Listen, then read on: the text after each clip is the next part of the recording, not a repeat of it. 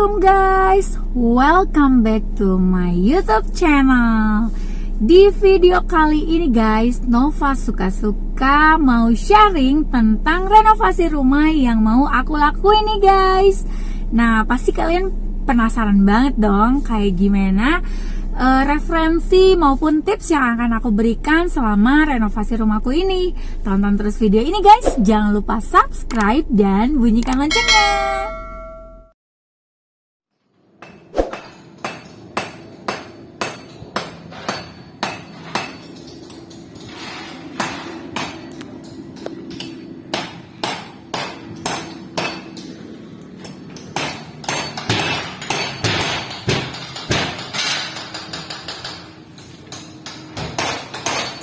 Jadi guys, aku mau kasih tips buat kalian yang mau ngerenovasi rumah secara full.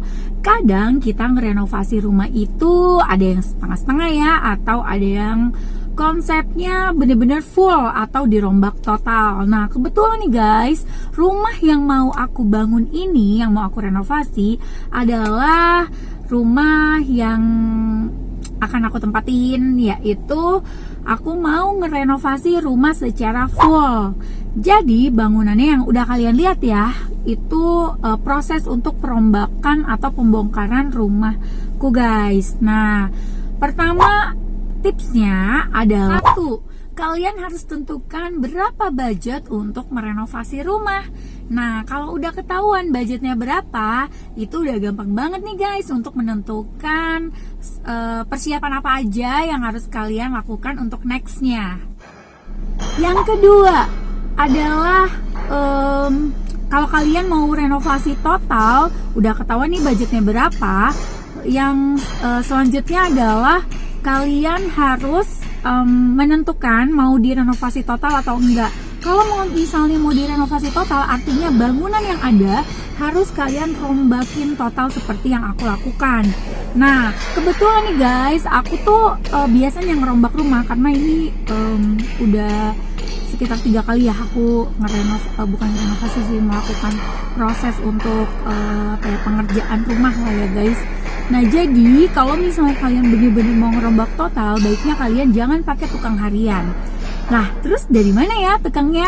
Nah aku mau kasih tips nih guys, kalian bisa pakai tukang bongkar rumah atau jasa tukang bongkar rumah.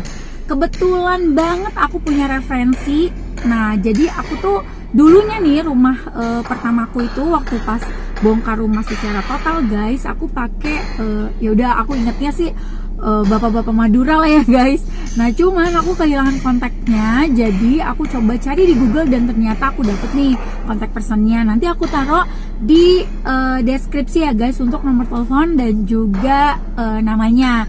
Jadi kalau kalian nanti pas mau bongkar rumah pakai jasa ya Pak Mariono ini, kalian bisa banget guys hubungin aja Pak Mariono, orangnya baik banget. Dan nanti biasanya nih kayak rumah yang aku bongkar ini guys, itu aku nggak dikenakan biaya, artinya aku nggak bayar jasa bongkar rumah, tetapi barang-barang yang ada di rumah seperti keramik atau ubin, terus udah gitu juga kusen, kayu-kayu yang masih bagus, itu akan dibawa oleh jasa bongkar guys. Jadi enak banget kan? Untuk biaya tukang harian kalian gak akan dikenakan.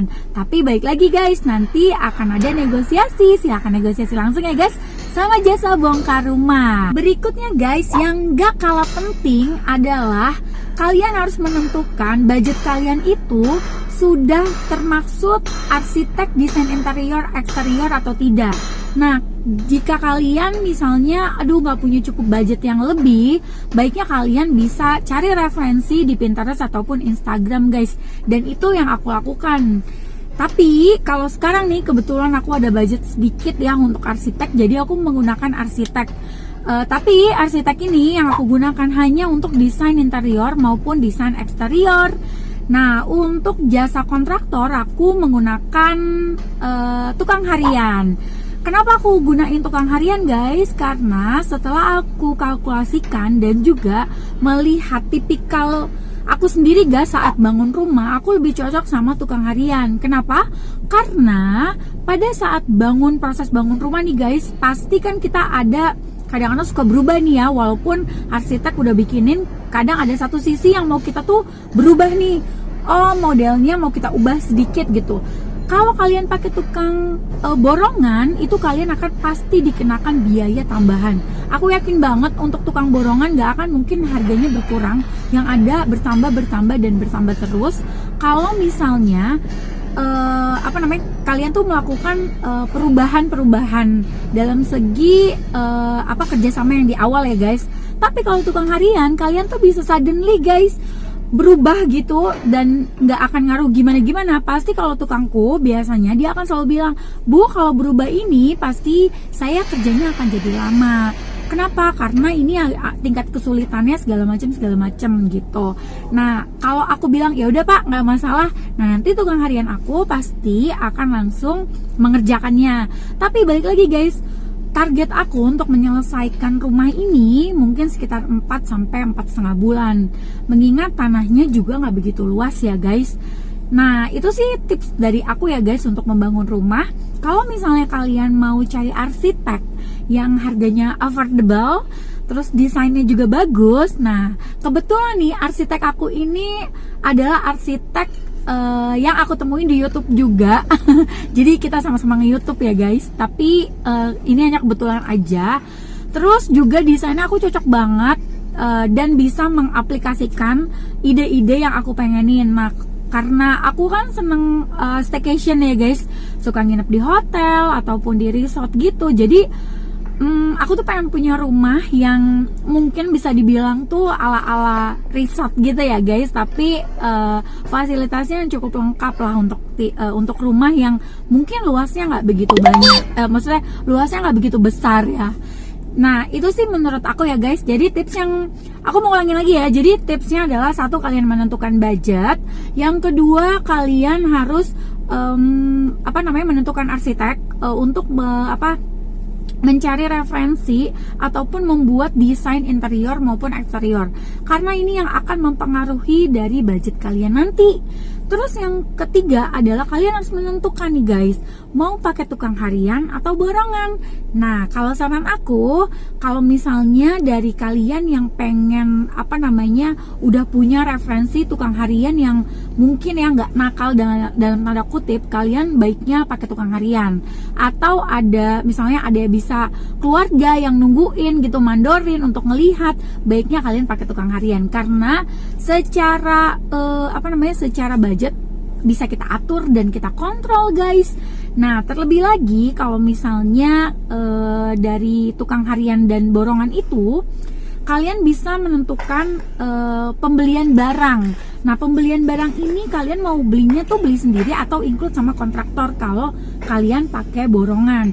Soalnya guys, sekarang itu kalau menurut aku ya, sekarang itu tuh udah banyak banget tukang jasa kontraktor yang mungkin jasa tenaganya aja gitu guys. Jadi untuk barang bisa kalian sendiri yang belanja gitu. Nah, tapi balik lagi, sesuaikan dengan kebutuhan kalian dan juga budget kalian, dan juga sesuaikan dengan mungkin bisa dibilang rating dari si tukang ini seperti apa gitu.